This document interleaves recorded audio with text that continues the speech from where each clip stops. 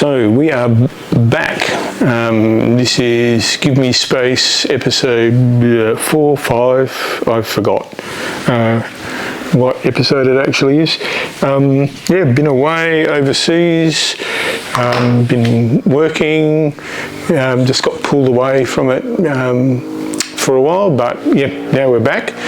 So this is the sort of long promised episode of What's in the Box, where we'll be talking about all the junk and bits and pieces and everything I've accumulated over a year of doing astrophotography, and boy do you accumulate some stuff. Let me just...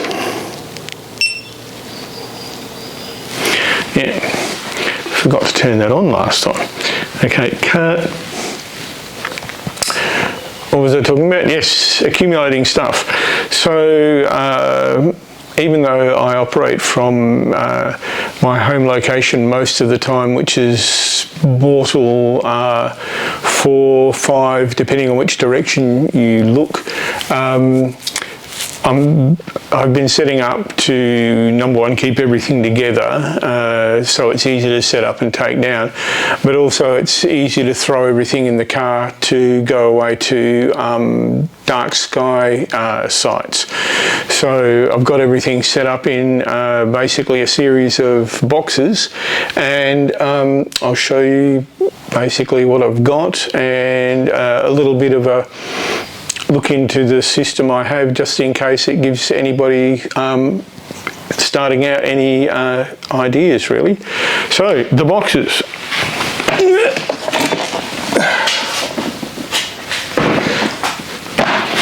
Here we have one of the two boxes that I generally lug around.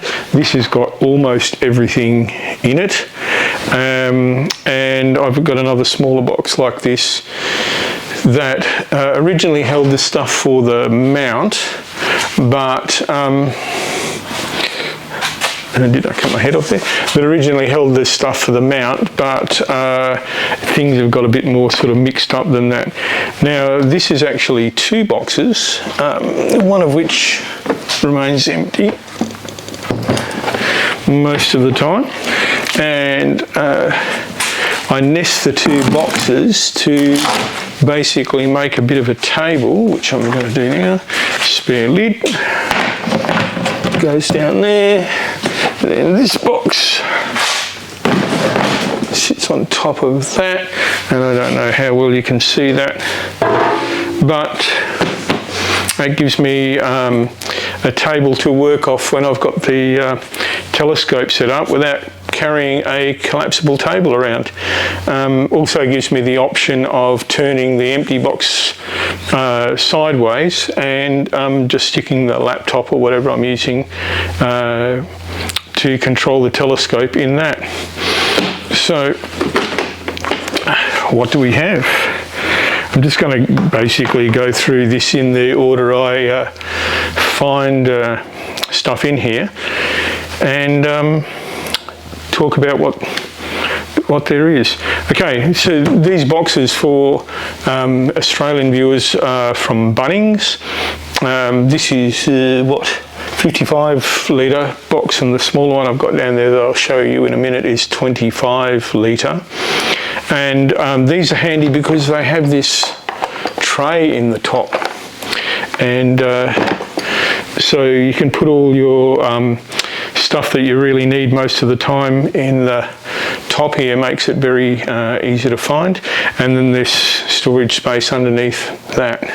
Better put my glasses on so I can see what we're talking about in here. Now, so what have I got in the tray here? Is pens, headlamp. I've got a couple of headlamps. This is just like a cheap Arlec cob lamp. I use that one for packing up. It's as bright as anything. I use it for packing up and taking down, as this, that one was from Super Cheap Auto. and it has like a little work light built into the side. I think I picked it up $4 or something like that on special. A little stand. I 3D printed that.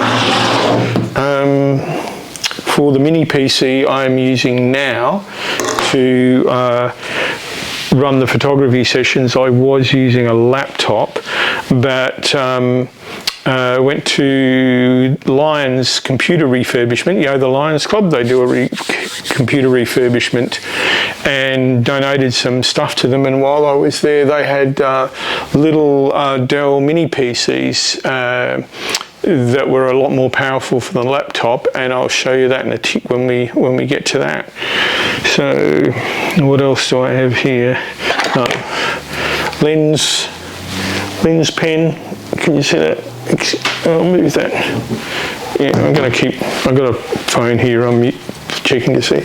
Lens pen, and it's got like a carbon brush in the front of it, and like a little doodad on the back for actually cleaning lenses. Works really well.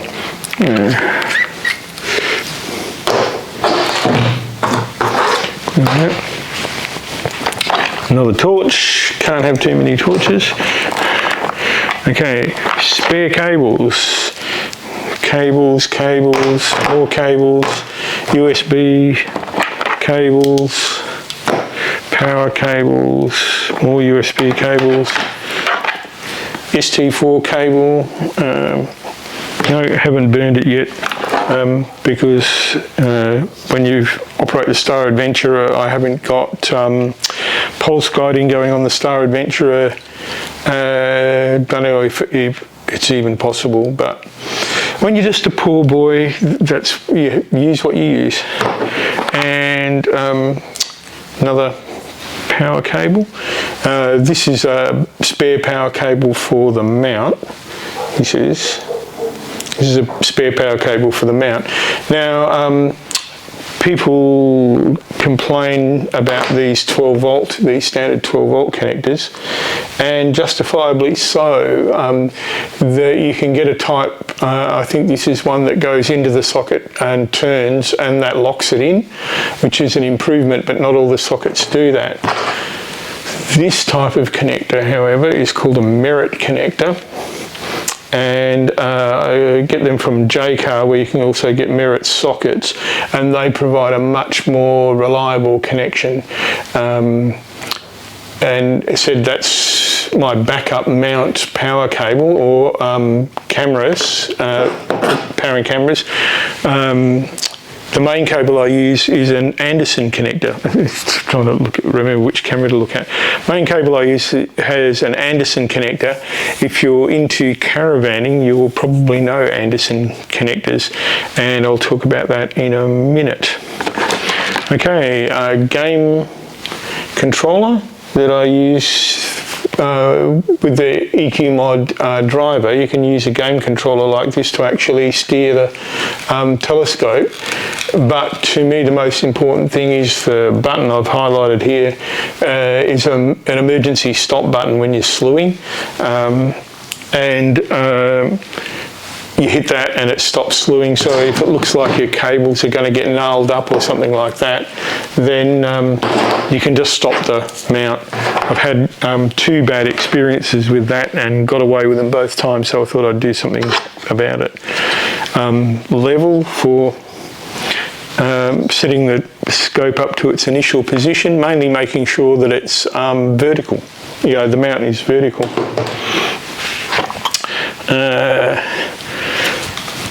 This is a DC to DC converter. I'll just gut this. It's in a housing made from PVC pipe fittings. What this is, it's a 12 volt DC to 5 volt DC converter. I often call them buck converters. This particular one's quite nice because it's got a standard power plug on the back plus input for wires, and it's got a USB output on the other end with output for wires, and this will power a Raspberry Pi. So this gives 5 volts at 5 amps and does a very good job. Just slot that back in there, and I just hacked up a little housing for it out of PVC plumbing tubing. Got a spare one of those that I carry around as well. What else have we got here? Red dot finder that with a mount to go on the hot shoe of the DSLR, because I still use my Sony RX10 a reasonable amount for Astro. Quick disconnect for the camera. Compass. For when in locations I don't know, for setting up the mount to south, because I'm lucky basically where we are. True south, astronomical south, is only about 1 and a bit degrees off magnetic south. If you're in the eastern states, I think it's about 10, 14 degrees off.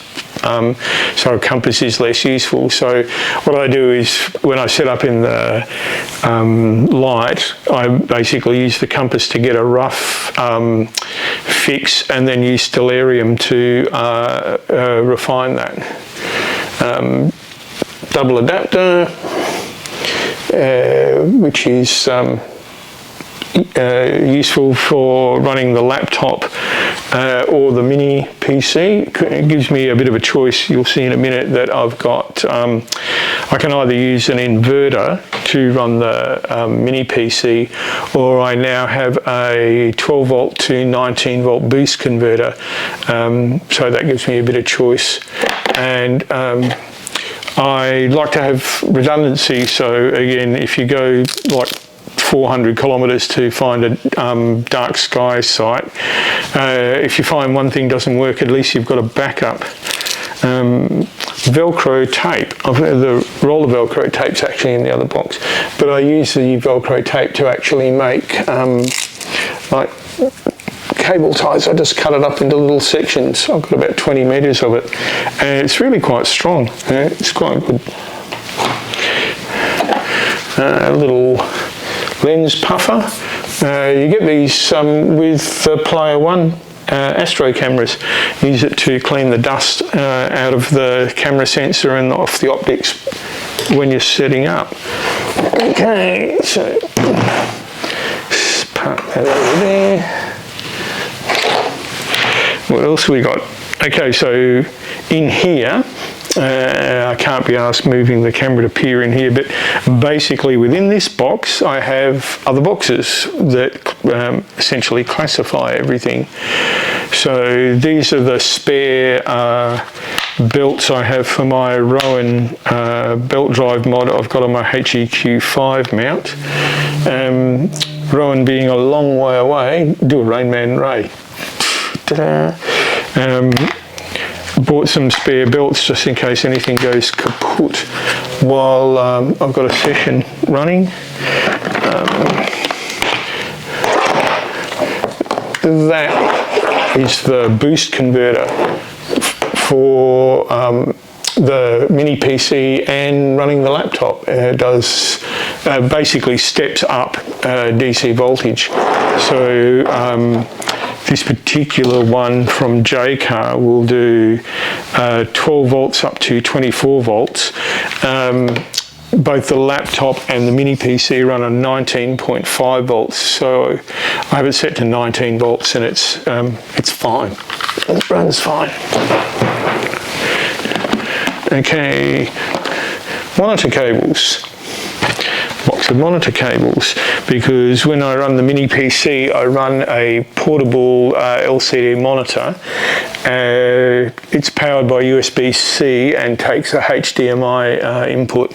I'll talk about that in another video, but yeah, that's just the monitor cables, and if I'm using an inverter there's a couple of USB power supplies in there as well. These are the accessories for my ASI 294MC Pro cooled camera that I said I would never buy, but I got some additional work and coughed up the substantial amount of money to get one, because I wanted to get a camera that had bigger pixels on it to see what it was like. And I thought, bearing in mind that I'd been sort of considering that the cool cameras were not necessary, I thought I'd buy one and put my money where my mouth is. Experiments on that to follow. It's turned out to be quite a nice camera, but compared to the Uranus C I've got, seems to be like a good deal noisier. Speaking of which, that's my Uranus C planetary camera that I've been using for deep sky. And something else I'll talk about, I've modified it a bit. You see the silver thing on the back of it there is a thermal switch. I've added a Peltier cooler to it, just to drop the sensor down about 10 degrees or so, because during summer here the ambient temperature is about 30 degrees Celsius, so the sensor temperature is 30-35 degrees Celsius. Given you can, the noise drops roughly by half for every 6 degrees Celsius, you reduce the sensor temperature. I thought just being able to pull the sensor temperature down a bit would be good. Did some fiddling around with it. It works. I'll talk about that in more detail. These are attachments, sort of accessories like the 2-inch eyepiece adapters and everything for the Quattro 200 telescope I have, plus this self-centering adapter and a 2-inch to T2 T-ring adapter in there, which is handy because it means I can mount both of the cameras without the 1.5-inch nose piece on them. I find the Quattro 200 is quite sensitive if the camera is off center. Don't really looking at that. It's recording cut out the other night.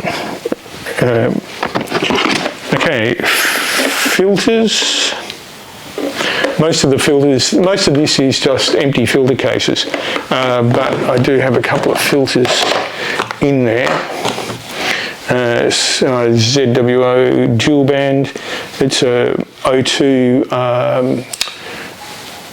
hydrogen alpha filter. Works quite well on some objects like the Eta Carina Nebula. This one I haven't tried yet, which is Moon and Sky Glow neodymium filter. Got to give that a bit of a run. And these are just some little holders I 3D printed. That one's a bit of a laugh. It's glow in the dark. But yeah, if I need to faff around with filters, instead of trying to put them on a bench or something, I've just got a couple of empty holders to put them in.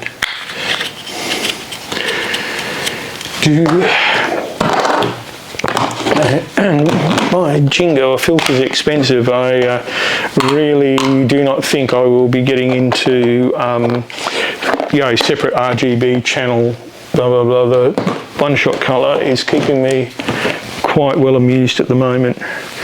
What else? And down to the bottom. Tools, screwdrivers, Allen keys, all that good stuff. Spanner. Mainly all the stuff that just comes along with the telescopes and the mounts and this, that and everything else, and that you do not want to be caught rummaging for or without if you go to a remote location. So have the little toolkit in there.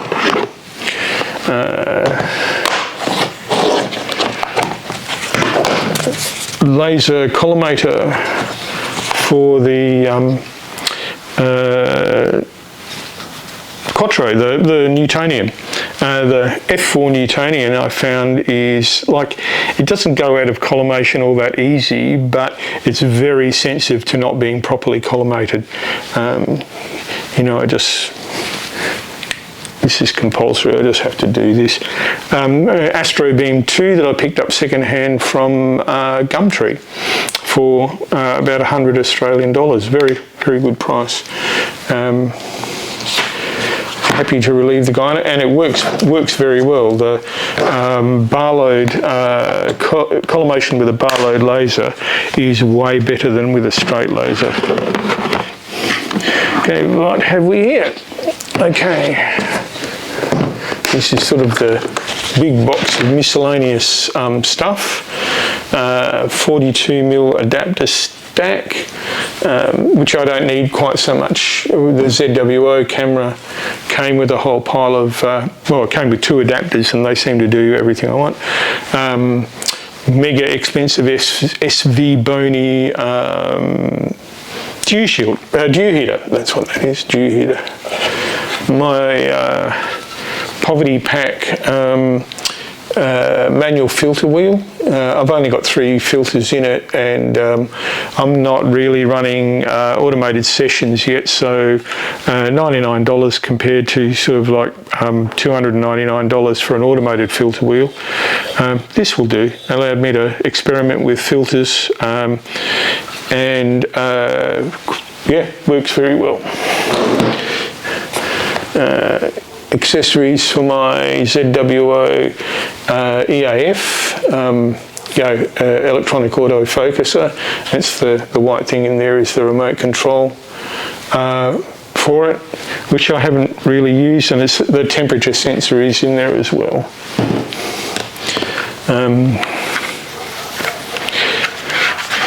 Intervalometer for the DSLRs. Was using that the other night. We have currently, well, we did have, I haven't had anything for a while, but we had the Aurora Australis underway, and I went and attempted to image it, attempted to photograph it, and was successful. It died pretty quickly, mind you, but I did actually get some quite recognisable images out of it. USB hub and Ethernet adapter, USB 3, so it's quick. Needed this at times on the laptop because the laptop is, you know, very slimline, has no Ethernet adapter on it, and I only had 3 USB ports, and sometimes I needed 4 or 5 USB ports. The mini PC has reduced the need for that. Why is there a screwdriver in there, not in the tools? Screwdriver in tools. See, I told you doing this was for my own benefit. Okay, a couple of Barlows. This Barlow is also a T adapter. Got it very early in the piece when I was still using the DSLRs, so I thought I'd save a bit of money and get a combination Barlow and T adapter. And this is Celestron Omni. Mainly use those for doing the little bit of planetary imaging that I've done.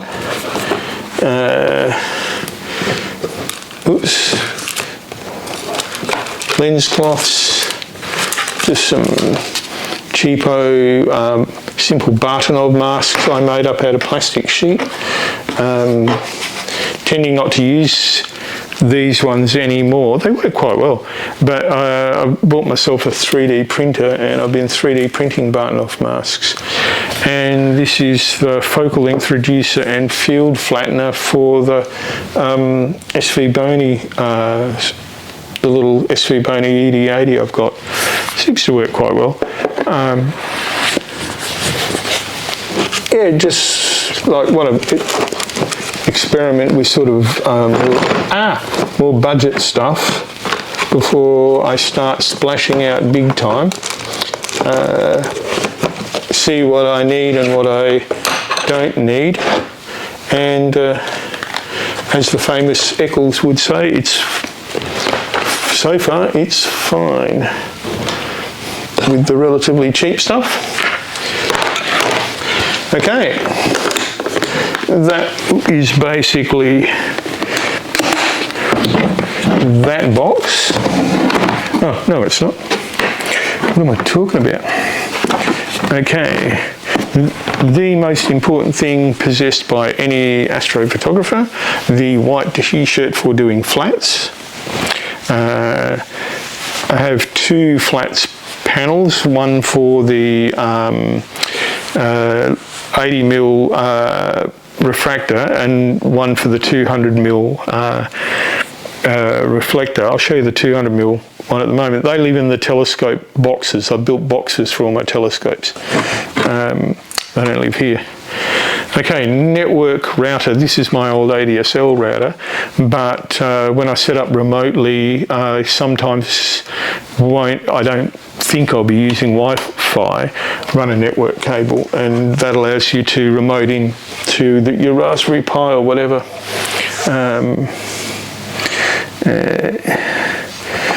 But, you know, people sort of say about Wi-Fi, but I'm finding it quite reliable. 300 watt pure sine wave inverter. Again, this is now backup for the boost converter. Used to run the, laptop charger or the mini PC. And again, caravan people will know what that is. That's an Anderson connector.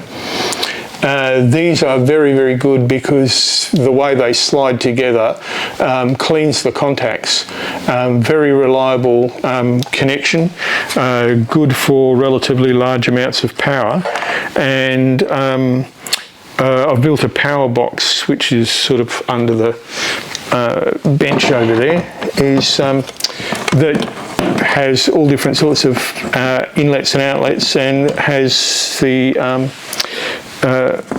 Anderson connectors on it for the most crucial stuff, and some Ethernet cables. Oh, that's the, I thought that was in the other box. That's the roll of Velcro tape that I was talking about. What else have we got here? Laminated cheat sheets. These are focus, has all the focus positions and everything for the different setups, with the different cameras, etc., etc., and the different scopes. So when you're setting up, you can just have a look. Well, first of all, if you're thinking of using a particular combo, the combination of equipment in green works and in red it doesn't work.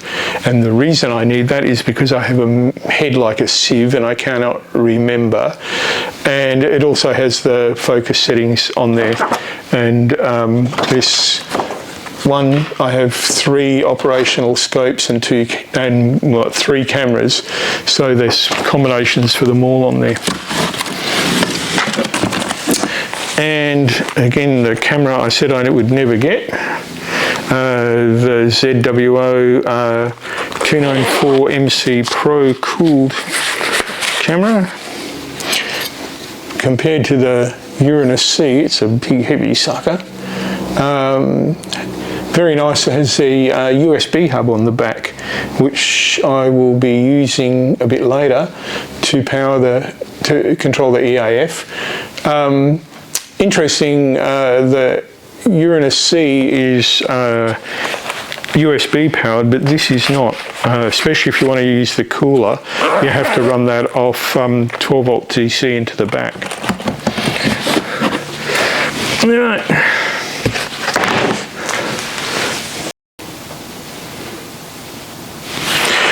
All right. Next box. Now this smaller box, said it originally just had the gear for the HEQ5 in it, but it's sort of got distributed over several boxes now.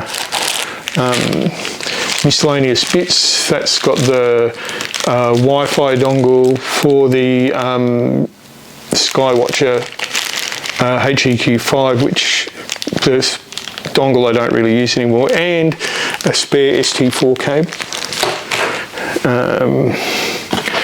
Another headlamp, USB extension cables, spare EQ mod cable. You definitely, if you're running a Skywatcher mount, you need a spare EQ mod cable, because in the USB plug there is a chip in there, a universal asynchronous receiver transmitter chip, UART, that converts the USB to RS-232 serial.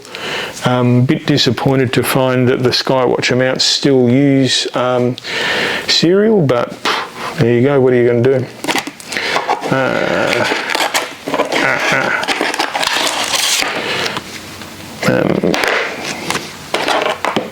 Another one of those buck converters. That one I'm using to power the add-on Peltier device on the Uranus C.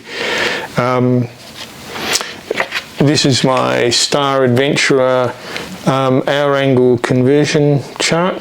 I don't know if you've seen that video from Camille Picala about using the calendar dial on the Star Adventurer to map to hour angle to locate stuff in the sky. It's a bit redundant now with the go-to version of the, well, it's the Star Adventurer GTI, but I bought before that was available. Anyway, the video had this thing in there about recording a video and playing the video back to see where things were, but all you're actually doing is mapping hour angle to the date, month, and you can just make a chart up that does that.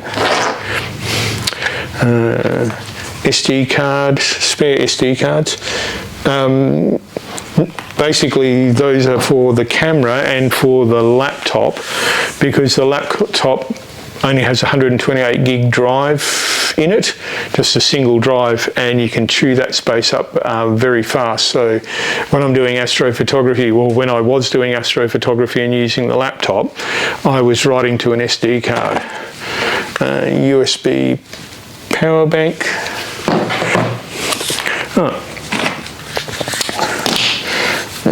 A peculiar thing I basically made. This is coming apart. I'm going to remake this. It's basically what they call EL wire. I don't know if this is going to show up much. It's EL wire, and it just lights up with a red light.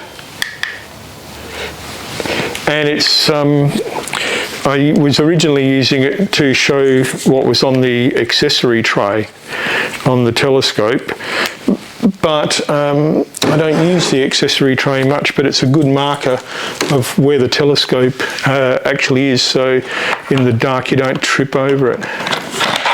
More spare USB cables, like little adapters, USB type A to type C adapters, and yeah. My Raspberry Pi that I've used a little bit. This is a case I 3D printed. It's an 8 gig Raspberry Pi set up as an Astroberry. Has a fan on it, etc., for USB ports. And I like the look of ECOS, even though I'm generally using SharpCap and Nina on the mini PC at the moment, but it's there, it's all set up, it runs. Gives me alternative stuff to get confused with. Another double adapter, you don't need to see that. USB GPS dongle. So when you're at a remote site, you often don't have phone coverage. So I bought this little GPS dongle so I can just plug it in while I'm setting up, let it acquire satellites, give a position, and Nina, ECOS and SharpCap will all allow you just with a single button to read the position off one of those. And I can also use it on the Raspberry Pi to set the time. Sort of a bit of a story behind these is got this from AliExpress for $7 Australian, which is like $4 US or something like that, laughably cheap. And I saw it advertised and I always thought, $4, how can I make a working GPS for that? So I bought one just to prove to myself that it was just a case with an LED in it, and it didn't work, and I was going to make a bit of a video warning people not to buy them. The only problem is it works, so I wound up buying 3 of them, and yeah, works and works quite well. So, you know, like my mouth is well and truly hushed. Okay, down to the next layer, because this smaller box has the tray as well. Instructions for the intervalometer, because I keep forgetting how to use it. Plastic ruler, everybody knows you need those. Some USB or USB light. I modified that. This is an RGB light, and it's just a cut-off section of a longer strip light I had. So I went to Ultronics and got a mono controller for it, and then put this switch on that allows me to switch it between red and white light. And this is just like an EL strip light. Got some Velcro on the back, and I can just put it inside the container here and have it like as a keyboard light and things like that. It's the spider for the tripod for the HEQ5. Another work light. Got this from JCar on special. It was like $13, and you know, bright as, really quite nice. They were on special, so I got one because I'm a sucker for stuff that's on special. 12 volt nickel metal hydride battery charger, because my headlamps and that light run on rechargeable batteries, and I can just use that in the car. Running out of room on the table here. For 3 small compact boxes, I don't have to carry a lot of rubbish.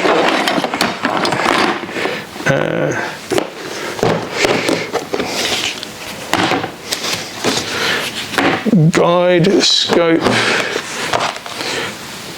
SV Boney 30F4 guide scope with a Series M Player 1, that's the thing, Player 1 Series M guide camera, all focused, all set up. I just pull it out of the box and stick it on. For the occasions when I want to check the focus, I printed up this little dinky Partnov mask, but that stays in focus very well. Just out of note, I have a IR cut filter on that, because I found you get sharper stars with it, with an IR cut filter. Running out of room here.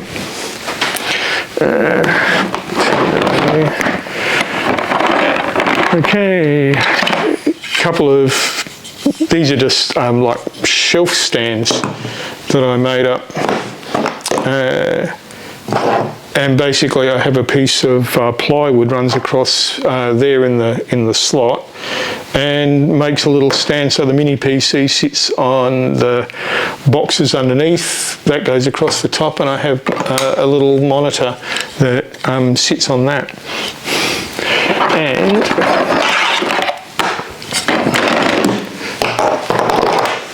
it looks like a bunch of spaghetti, but that is basically the wiring harness for the mount and all the equipment that I tend to run in one session. So I've got a Pegasus EQ mod cable, USB 3 cables for the cameras, power for either the ZWO camera or the adapter, the Peltier adapter on the Uranus C.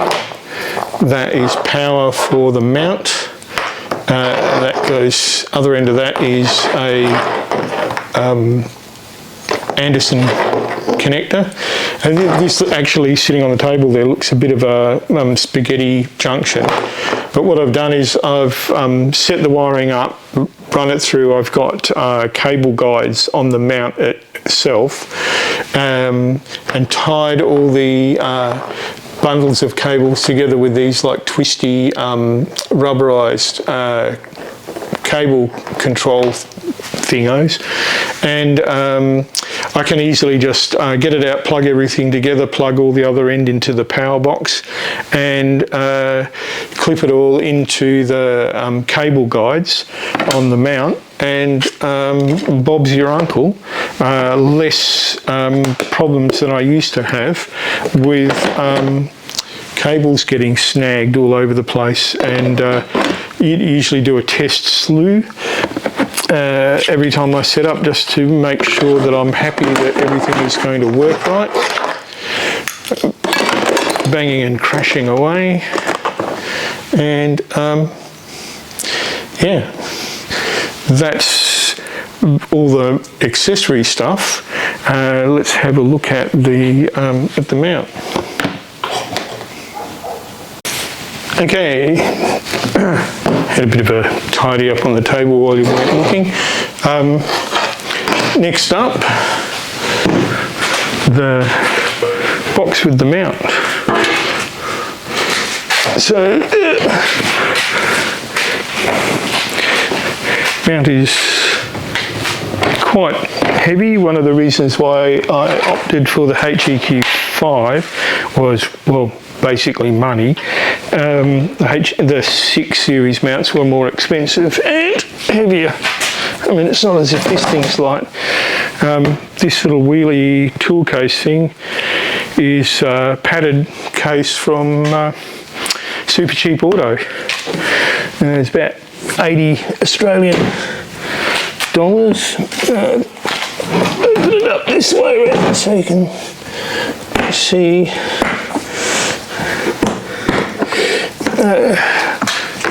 Gives me a lot more confidence about carrying the mount around in the car. Probably you can't see all that well, but don't worry about it.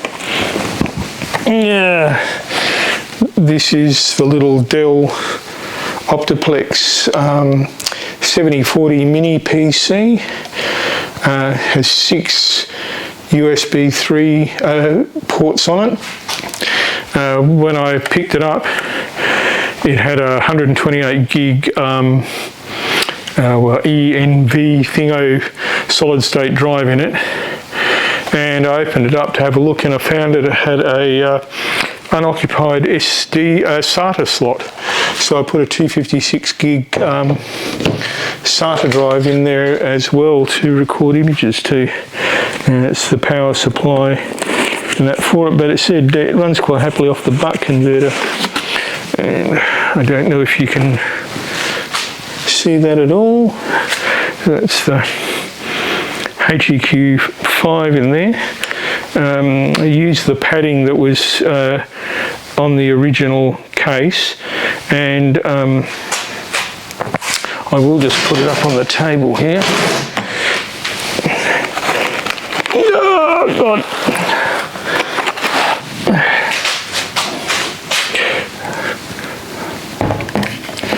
And I've actually put these like rubberized cable guides on it, so when I have everything set up I route the cable through there, so as the mount slews, you don't have cables sort of going everywhere. They get routed through a particular point, and it's easier to control.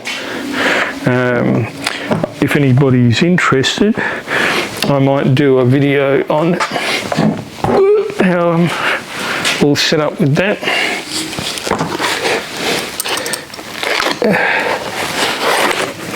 Stick that back in there. Yeah, I don't know what the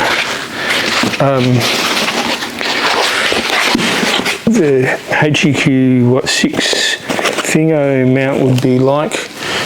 Substantially heavier head on it than that. You know, I mean, I know it can handle a heavier weight, but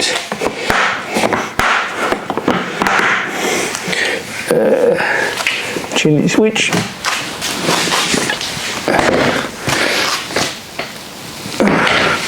Just stick that back there.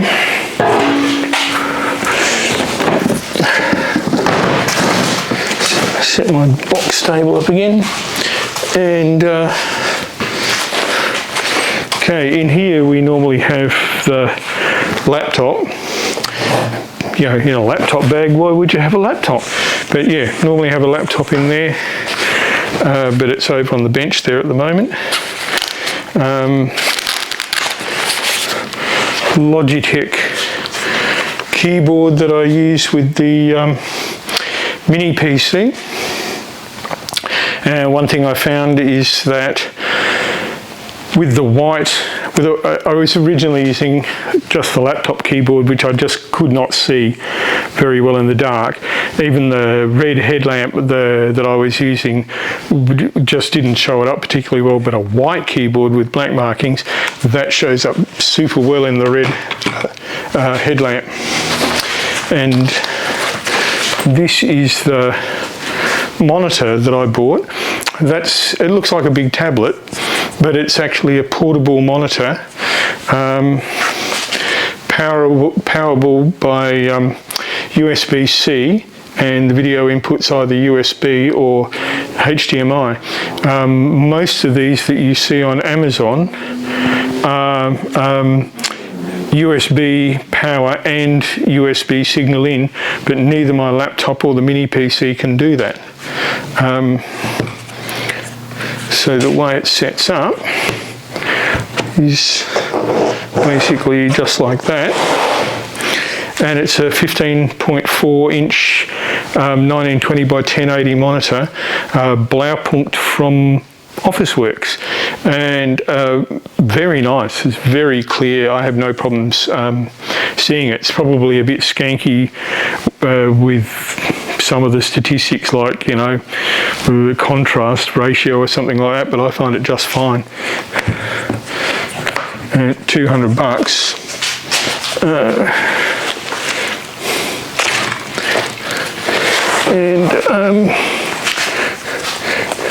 Just miscellaneous bits. That's the piece of plywood, high-tech plywood, that goes between those two stands and basically sits up here. And to make a flat surface, I just cut this piece of plywood, and that just sits here in there like that. So that basically gives you a tabletop. That sits there, mini PC sits under there, monitor sits there, keyboard sits in front of it. Boom. All works. Okay, so I think I've rabbited on long enough about all the gear and stuff I lug around, but yeah, really it's quite compact. It packs up into 3 boxes, including the box for the mount. The scope, the tripod is over there in a bag that I scored for free off a junk pile. And the laptop bag, so it normally has the laptop, the monitor and the keyboard in it, because that then, with the mini PC and the laptop, if one of them dies or you know, decides to take a powder or a holiday, I've got working IT equipment, so a 400-kilometre trip to a dark site is not wasted. Okay, that's it for this episode. give me a like if you thought it was worth it, and subscribe if you want to see more. Hopefully I'll be getting back into this a bit more regularly. I might talk a little bit about the trip we did to the Northern Hemisphere, where I actually got to see the pole star. Yes, there is such a thing. A whole pile of constellations I've never really taken much notice of before, and my attempts to photograph the Andromeda galaxy from a ship at sea, which proved not to be all that successful. So yeah, welcome to my shed, welcome back to episodes, and I'll talk to you later. See you later.